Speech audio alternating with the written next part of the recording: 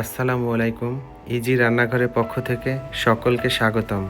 আজকে আমরা নিয়ে এসেছি একটি নতুন রেসিপি, ফুলকপির নিরামিষি মাংস। মূলত এই রান্নাটা করতে কোনো মাংসের ব্যবহার হবে না, শুধুমাত্র ফুলকপি দিয়েই তৈরি করব। তো শুরুতে আমরা একটা চুলায় প্যান বসিয়ে নিলাম এবং তাতে দিয়ে দিচ্ছি পানি। আমরা এই পানির মধ্যে ফুলকপিগুলোকে শুরুতেই সিদ্ধ করে নেব। ফুলকপিগুলো আগেই আমি কেটে রেখেছিলাম। এখানে আমরা 200 গ্রামের মতো ফুলকপি নিয়েছি। তো আমরা ব্লেন্ড করব রসুন, আদা, জিরা আর 2টি এলাচ। এগুলো আমি ব্লেন্ড করে নিব। এগুলো আমার রান্না করার সময় দরকার হবে। তো ফুলকপিটা সিদ্ধ হয়ে আসছে, আমরা একটু নেড়ে দিচ্ছি।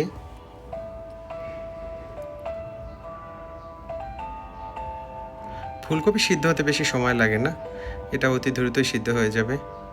8 থেকে 10 মিনিটের মধ্যে সিদ্ধ হয়ে যাবে, খুব ভালোভাবেই সিদ্ধ হয় এটা। তো আমরা ফুলকপিটাকে সিদ্ধ করার পরে এটাকে ছেঁকে নিচ্ছি। এখন আমরা 2টো কাঁচামরিচ আর কিছু পেঁয়াজ এটাকে ব্লেন্ড করে নিব। অলরেডি আমাদের ব্লেন্ড হয়ে গেছে।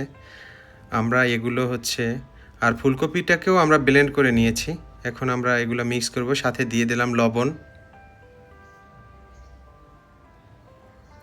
হলুদের গুঁড়ো, ধনিয়ার গুঁড়ো,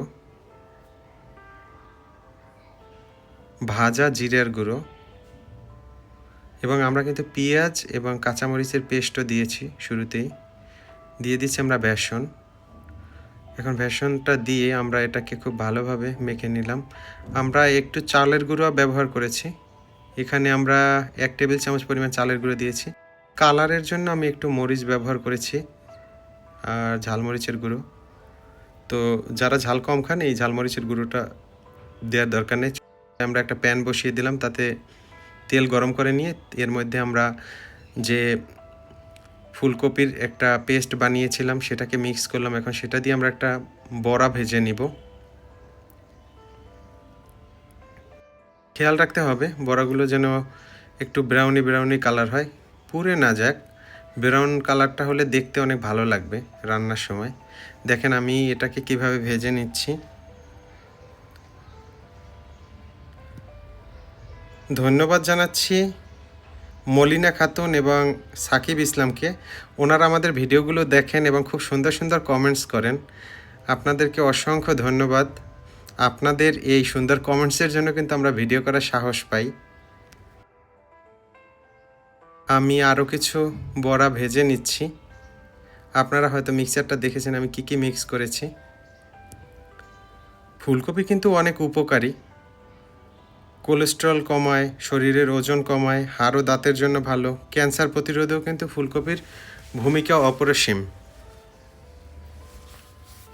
শরীরের শক্তিও যোগায়। তো আমাদের ফুলকপির বড়াগুলো ভেজে নেওয়া হয়ে গেছে। তো আমরা ফুলকপির বড়ার সাথে আমরা ওই তেলটার মধ্যেই কিছু আলু ভেজে নিব। আলুটা এমনভাবে কাটবেন, আমরা মাংসতে যেভাবে আলুটা ব্যবহার করি আপনারা ঠিক সেরকমভাবেই আলুটা কেটে নেবেন। এবং আমি কিন্তু ওই বড়া ভাজার তেলেই আলুটাকে ভেজে নিলাম।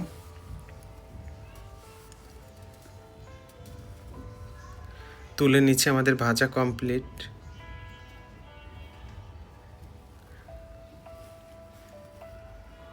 আমরা একটা চুলায় প্যান বসিয়ে দিলাম, তার মধ্যে তেল দিয়ে দিলাম। এখন দিয়ে দিলাম একটা শুকনো মরিচ।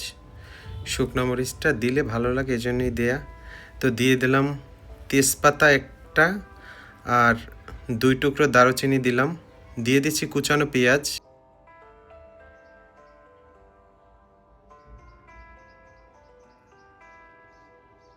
আমরা একটু ভালোভাবে নেড়ে নেব এটাকে।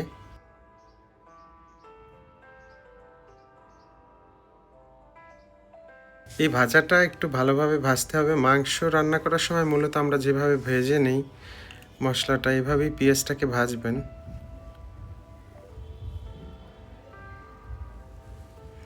আমরা দিয়ে দিলাম আদা, রসুন, কাঁচা জিরা এবং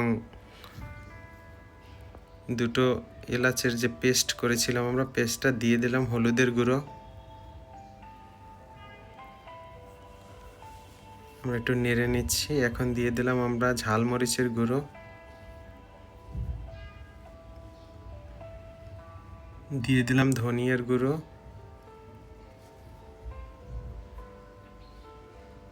দিয়ে দিচ্ছি আমরা স্বাদ মতো লবণ। লবণটা আমি খুব বেশি দিব না, কারণ অলরেডি আমার যে বড়াগুলো আমি ভেজেছি তার মধ্যে লবণ রয়েছে। আমরা দিয়ে দিলাম একটু পানি। পানিটা দেওয়া হচ্ছে মশলাটা যেন পুড়ে না যায়। এর মধ্যেই আমরা আলুটাকে এখন একটু কষিয়ে নেব।